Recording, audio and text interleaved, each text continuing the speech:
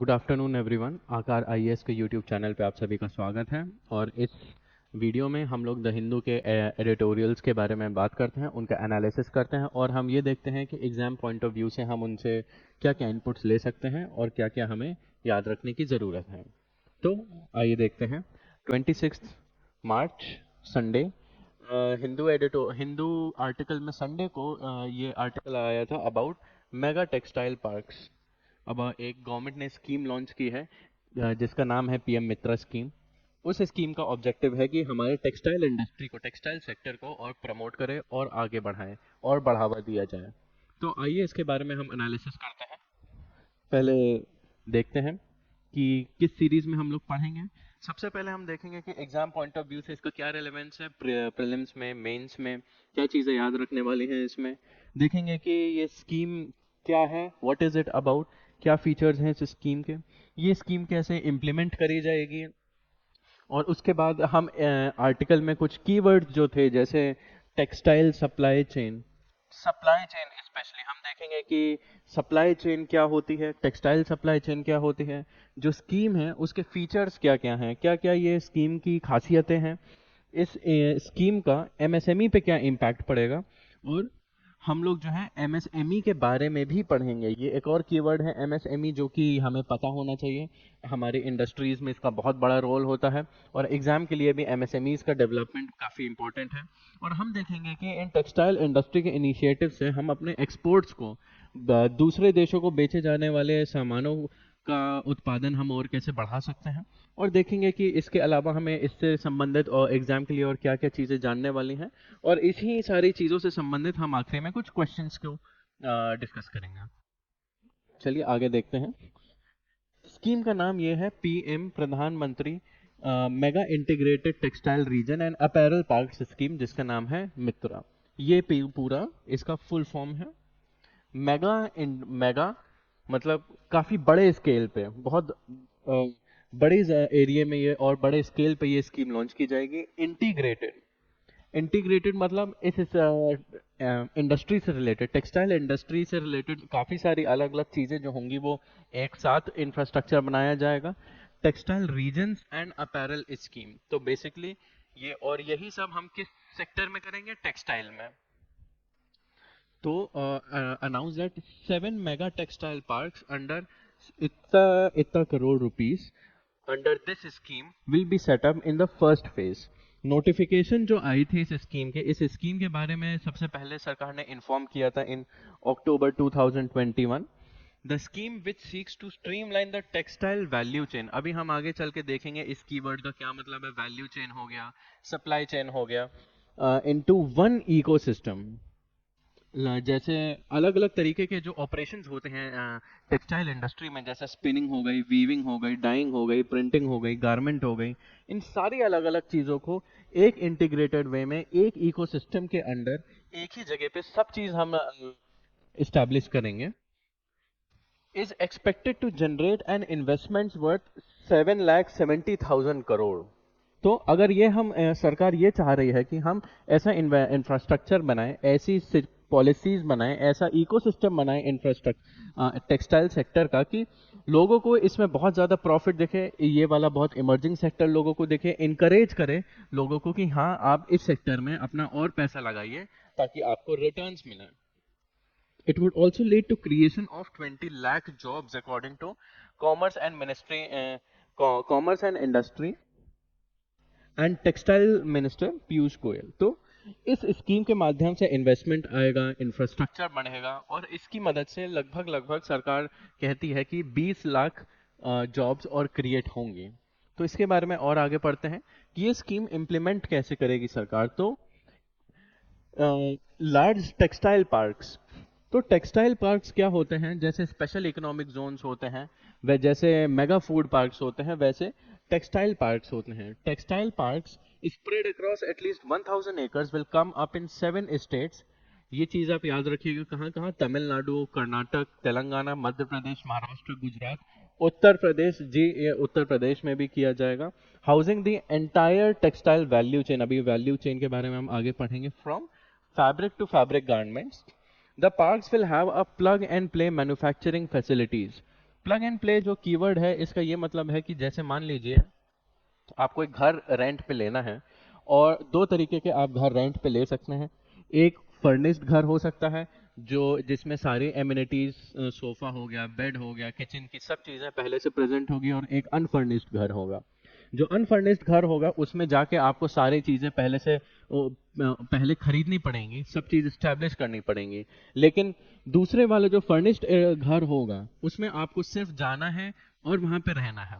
वैसे ही plug and play model हो गया। मान लीजिए सरकार ने एक इंडस्ट्री खड़ी करी, मान लीजिए फूड प्रोसेसिंग इंडस्ट्री खड़ी करी। अब प्लग एंड प्ले मॉडल के अंडर जितनी भी मशीनरी होती हैं, जितनी भी अलग अलग तरीके की डिजाइन्स होते हैं कि वहाँ पे जाते ही लोग वहाँ पे ऑपरेशनल हो जाएं, जो कंपनी वहाँ पे रेंट पे आएंगी वो आते ही तुरंत ऑपरेशनल हो जाएं, और उनको अपना खुद का कोई ज़्यादा इक्विपमेंट या मैन पावर ना वहाँ पे लाना पड़े। तो ये होता है प्लग एंड मॉडल कि आप जाइए, वहाँ पे सारी चीज़ें पहले से प्रेजेंट है आपके काम की, आप सीधे जाके अपने ऑपरेशन शुरू करिए। तो इसका फायदा क्या होता है कि दोनों के लिए होता है, गवर्नमेंट के लिए भी और प्राइवेट इंडस्ट्री के लिए भी। गवर्नमेंट के लिए क्यों? क्योंकि रेवेन्यूज जल्दी से आने लगते हैं, कॉर्पोरेट टैक्सेस जल्दी आने लगते हैं, कैश फ्लो और मनी फ्लो होता है वो जल्दी स्टैब्लिश हो जाता है। प्राइवेट इंडस्ट्री के लिए भी इंपॉर्टेंट इसलिए होता है, बेनिफिशियल इसलिए होता है, कॉज उसका खर्चा बच जाता है, आपके कैपिटल गुड्स खरीदने का, आपके मशीनरी खरीदने का, काफी सारे चीजों का खर्चा बच जाता है। तो जहां भी प्लग एंड प्ले मॉडल होता है वो बहुत एक बड़ा इंसेंटिव होता है प्राइवेट इंडस्ट्रीज के लिए। तो इस स्कीम के अंडर हम प्लग एंड प्ले मॉडल के थ्रू मैन्युफैक्चरिंग फैसिलिटीज बनाएंगे। बजट आउटले इस स्कीम का लगभग लगभग 74,000 करोड़ है, और ये 2027 और 28 तक ऑपरेशनलाइज होगा और ये पूरा स्पेंड होगा। और special purpose vehicle with a 51% equity share holding of state government and 49% of the centre will be formed for each park. तो स्पेशल पर्पस व्हीकल असल में होता क्या है? स्पेशल पर्पस व्हीकल एक टाइप की कंपनी होती है कि उस कंपनी का काम होता है उस पूरे पार्क को बनाना।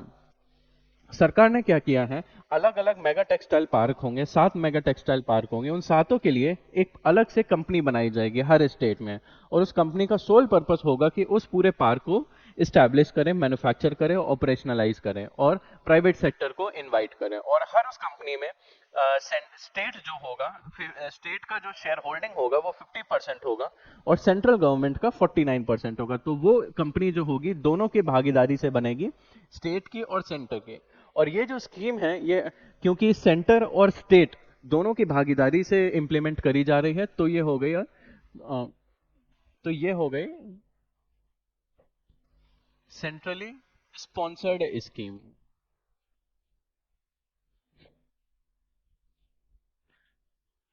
अलग अलग तरीके की स्कीमें लॉन्च करती है सरकार।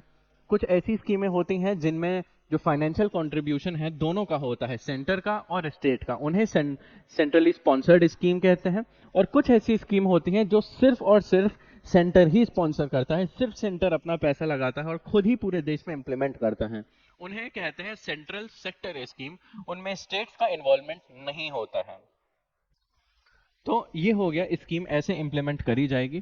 तो अगर हम बेसिकली समझे तो एक बहुत बड़ा सा एरिया होगा, ठीक है, इस एरिया का नाम होगा मेगा टेक्सटाइल पार्क। और यहाँ पे ऐसा होगा कि एक, जैसे हमने देखा था कि स्पिनिंग की एक फैक्ट्री लगाई जाएगी, उसी के बगल में डाइंग की फैक्ट्री लगाई जाएगी, उसी के बगल में प्रिंटिंग की लगाई जाएगी, उसी के बगल में मैन्युफैक्चरिंग की लगाई जाएगी, और यहीं पे भी सारा लॉजिस्टिक्स और डिस्ट्रीब्यूशन का भी सिस्टम होगा।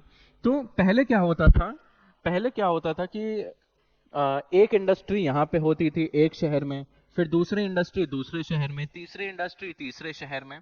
तो यहाँ पे क्या होता था, काफी इश्यूज आते थे चीजों के सप्लाई में, लॉजिस्टिक्स में, इंटरकनेक्टिविटी में।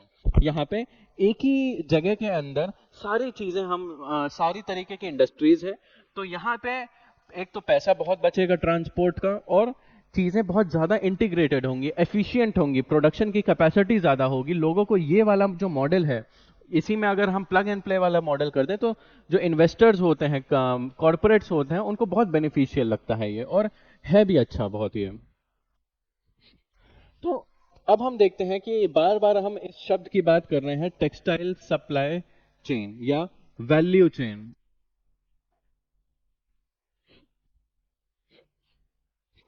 होता क्या है ये? हमने अक्सर सुना है agricultural supply chain, agricultural value chain, food processing supply chain, textile supply chain, crude oil supply chain, global trade supply chain. तो सप्लाई चेन हो गया, वैल्यू चेन हो गया, क्या होता है? तो एक चीज आप सोचिए, चलिए कह देते हैं कि एक कॉटन की शर्ट है, मान लीजिए कॉटन की शर्ट आपने जाके परचेज करी है।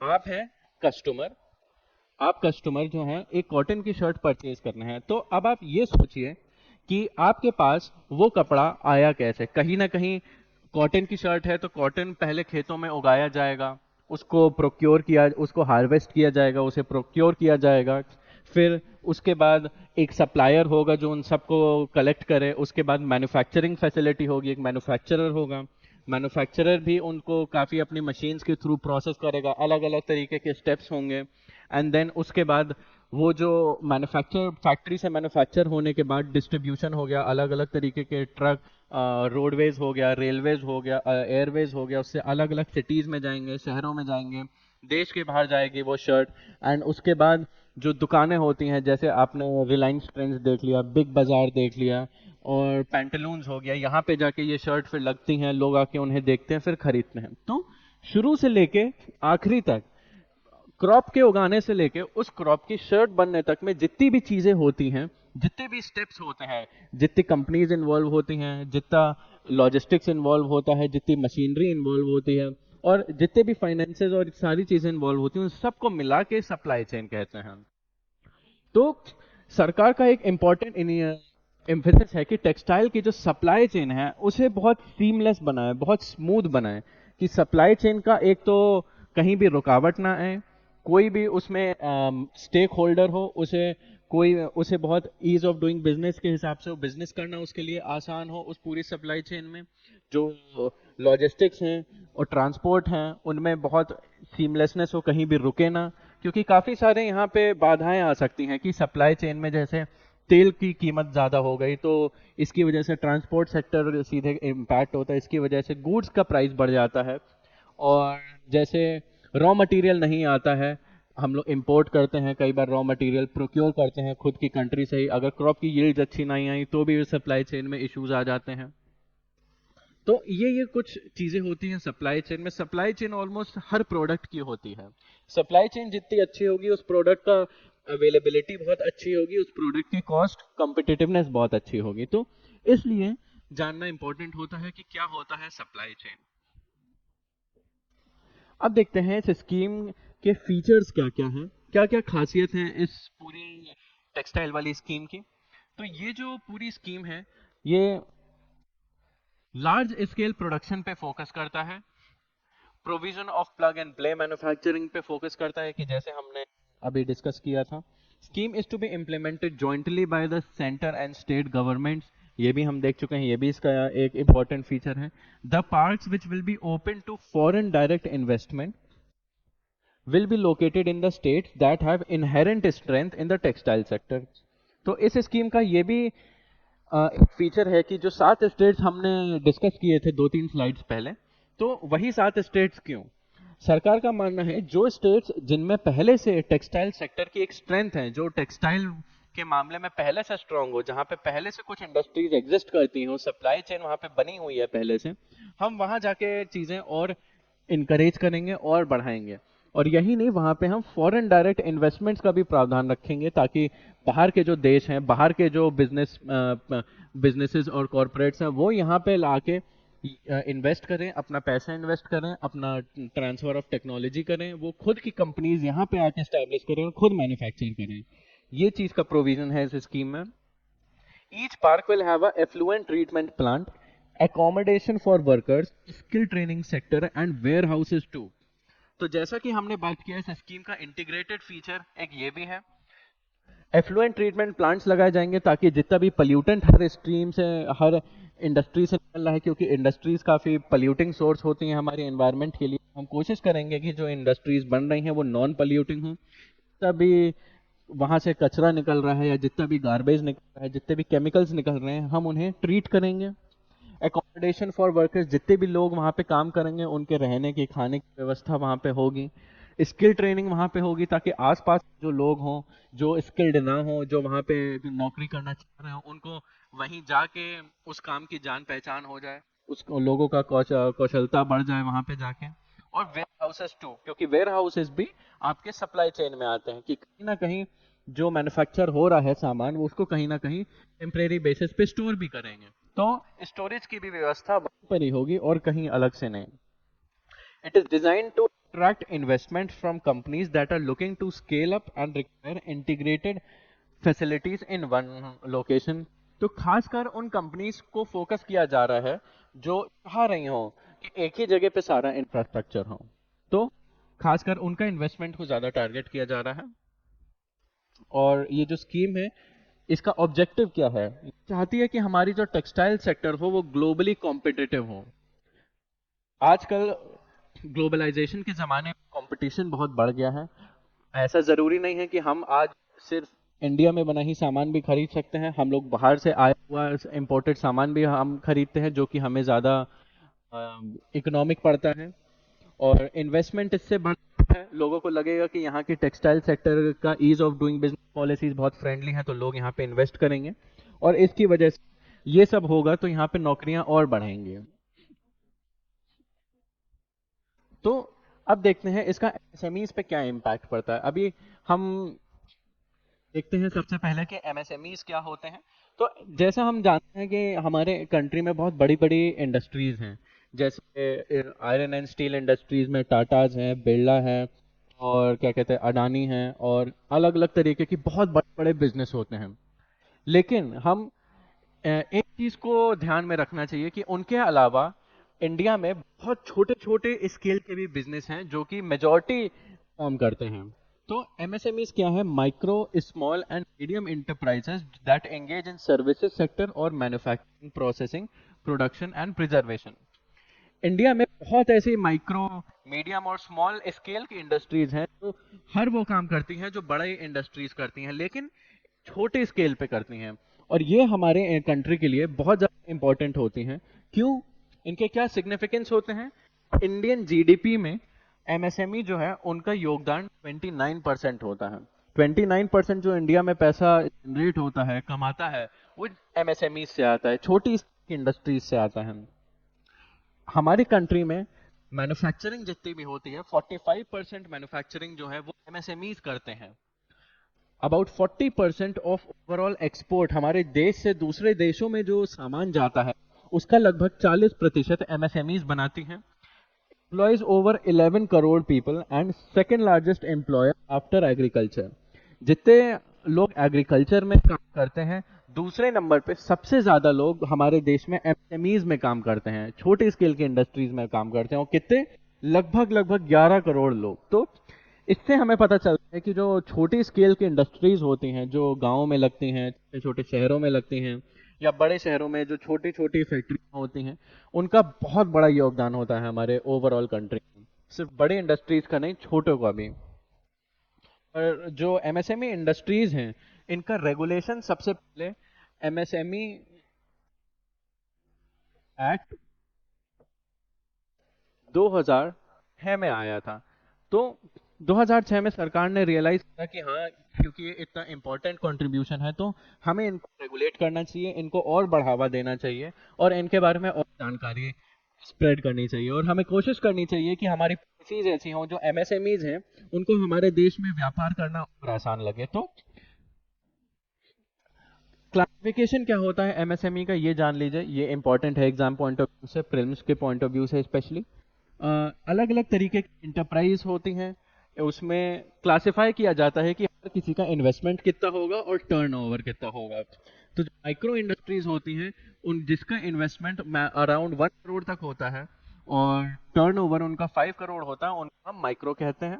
और इन्हीं बेसिस पे स्मॉल भी होते हैं और मीडियम भी होते हैं। ये चीज आप ध्यान रखिएगा। स्मॉल का इन्वेस्टमेंट अराउंड 10 करोड़ होता है, टर्नओवर 50। मीडियम जो होता है उनका इन्वेस्टमेंट 50 होता है और टर्नओवर 250 करोड़ होता है। ये चीज ध्यान में रखने वाली। और हमारे देश में एमएसएमईज का योगदान क्या है असल में, तो सबसे पहले ये एक्सपोर्ट्स को बूस्ट करते हैं। ठीक है, उसके इंक्लूसिव ग्रोथ करते हैं। इंक्लूसिव ग्रोथ कैसे ग्रोथ होती है, ग्रास रूट लेवल तक पहुंचाते हैं कि जो आम आदमी हो, गरीब आदमी हो, कहीं ना कहीं वो भी एमएसएमई के द्वारा बेनिफिट कर सके, वहां पे जाके जॉब कर सके या कुछ एम्प्लॉय हो सके, उसे वहाँ एम्प्लॉयमेंट मिलता है, ग्रास रूट लेवल पे एम्प्लॉयमेंट मिलता है। फाइनेंशियल इंक्लूजन इससे होता है, जो ग्रास रूट लेवल के लोग होते हैं उन्हें एम्प्लॉयमेंट एमएसएमईज में मिलता है, तो कहीं ना कहीं उन्हें इनकम सोर्स अच्छा मिल जाता है, उन्हें एक अच्छी वेज मिल जाती है, उनका बैंकिंग सर्विसेज हो गया और अलग अलग तरीके की इंश्योरेंस सर्विसेज हो गई, पेंशन सर्विसेज हो गई, उनके से एक्सेस मिल जाता है उन्हें।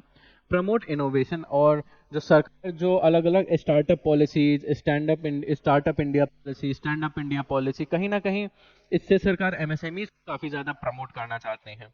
और यही नहीं, रूरल एरियाज में जो है एमएसएमई पॉवर्टी फाइट करने में बहुत ज़्यादा काम आती हैं, बहुत ज़्यादा हेल्प करते हैं इस काम में।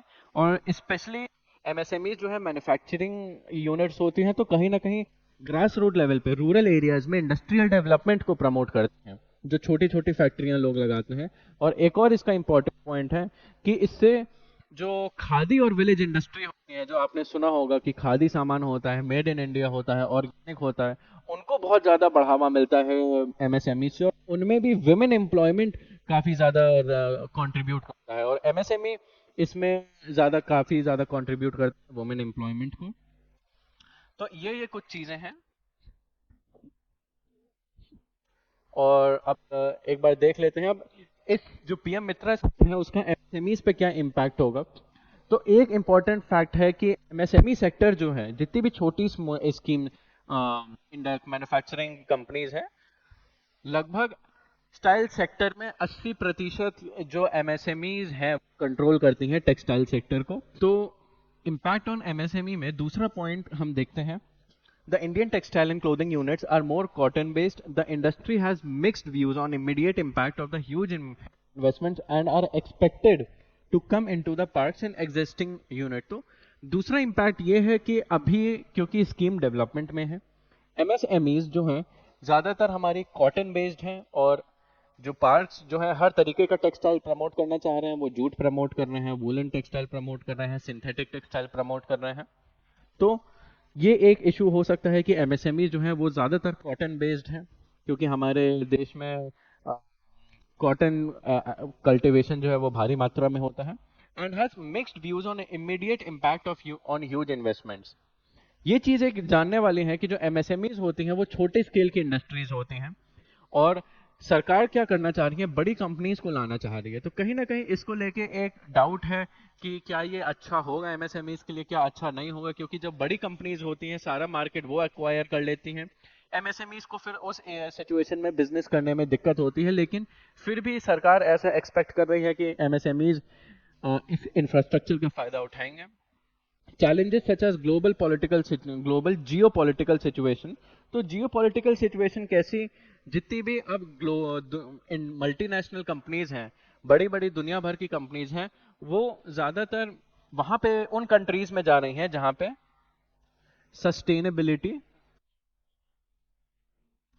सस्टेनेबल प्रोडक्शन मैन्युफैक्चरिंग पे ज़्यादा फोकस किया जाता है, और जहाँ पे हाईली कॉम्पिटिटिव प्राइसेस अवेलेबल हों, जैसे कि चाइना हो गया, बांग्लादेश हो गया, इंडिया हो गया, जहाँ पे मैन्युफैक्चरिंग करना थोड़ा इकोनॉमिक पड़े, वहाँ पे उनको इनपुट कम लगे। तो अब जितने भी एमएनसीज हैं वो ऐसी तरीके की कंट्रीज में शिफ्ट होने की कोशिश कर रही हैं। तो ये एक एमएसएमई के लिए चैलेंज है, बिकॉज सस्टेनेबिलिटी के मामले में एमएसएमईज पे अभी उतना ज़्यादा फोकस नहीं किया जा रहा है, अभी इमर्जिंग है ये चीज़, अभी डेवलपमेंट में है सस्टेनेबिलिटी एमएसएमईज के लिए। और उसके बाद manufacturers with vertically integrated facilities are at an advantage compare to the smaller stand alone players. वो कंपनीज जिनका इंफ्रास्ट्रक्चर वर्टिकली इंटीग्रेटेड हो, मतलब जितनी भी सप्लाई चेन में चीज़ें हों वो उन्हीं के इंफ्रास्ट्रक्चर में पहले से इंक्लूडेड हो, उनको ज़्यादा फायदा हो सकता है। जबकि एमएसएमईज इतनी ज़्यादा इंटीग्रेटेड नहीं होती, फ्रेगमेंटेड होती हैं, उनके अलग अलग ऑपरेशंस अलग अलग जगहों पे चलते हैं। The MSME exporters are also realizing that there is a need for integrated, larger, and these factors are expected to drive the industry's investment plans. तो ये चीजें हैं कि एमएसएमई पे इम्पैक्ट पड़ सकता है इस स्कीम की वजह से। अब देखते हैं सरकार जो है एमएसएमईज के स्कीम, एमएसएमई की क्या क्या स्कीम्स लाती हैं, एमएसएमईज को कैसे प्रमोट करती हैं। तो ये कुछ इनिशिएटिव्स हैं जो कि आपके प्रीलिम्स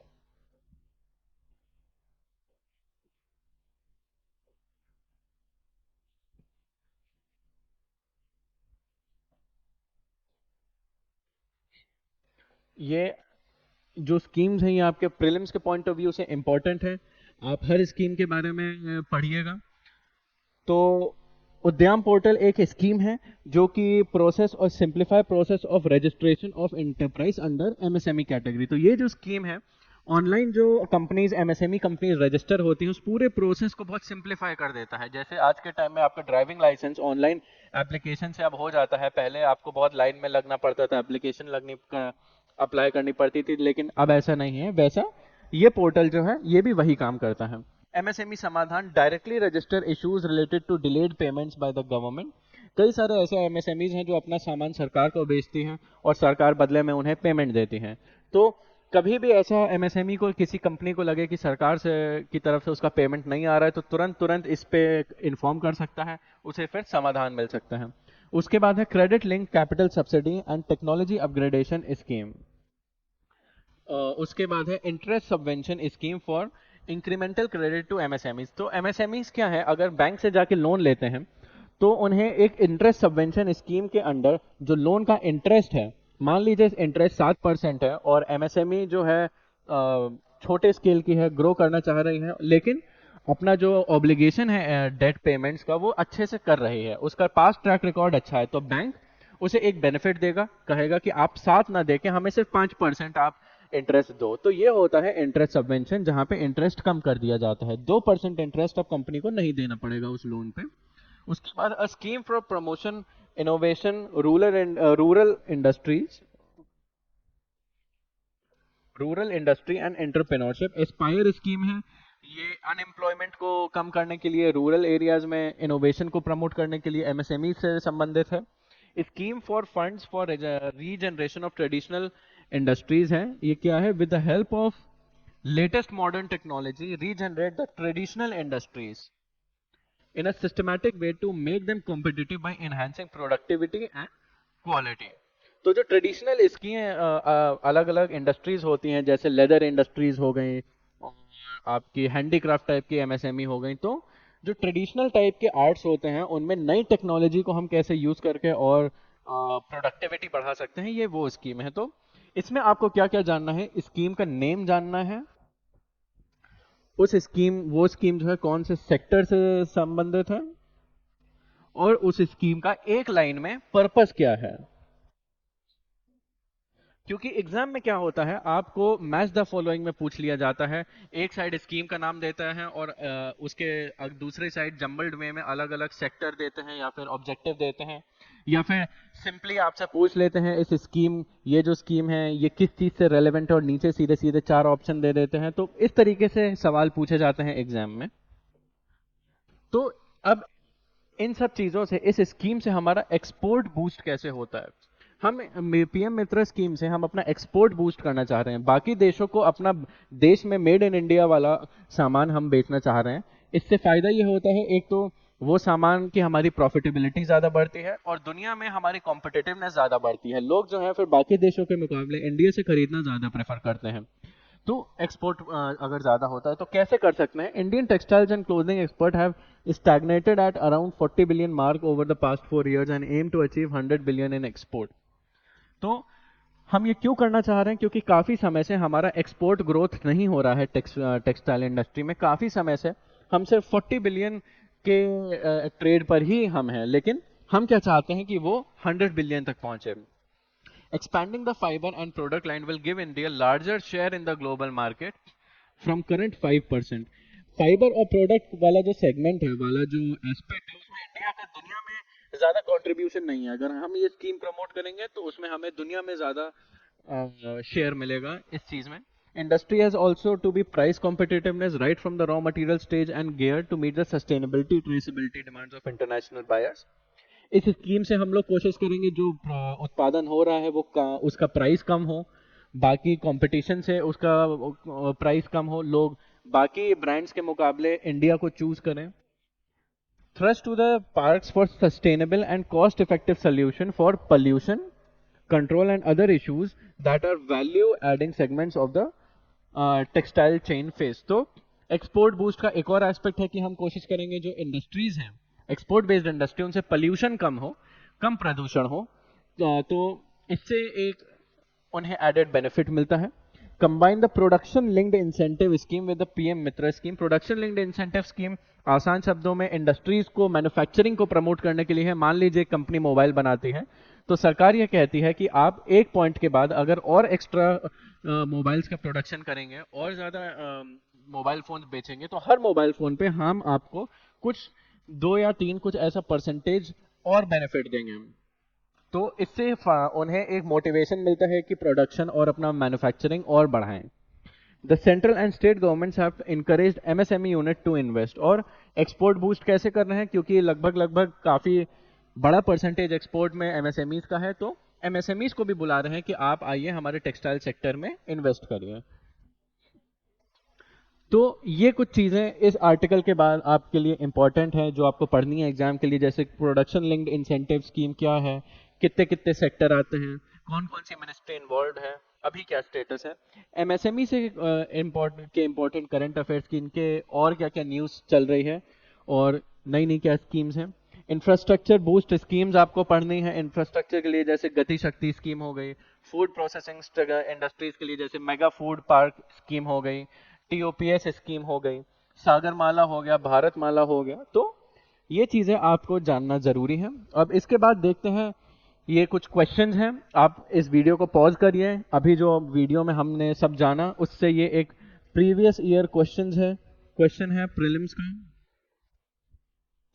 इसको आप सॉल्व करने की कोशिश करिए कि which of the following are correct regarding MSMEs.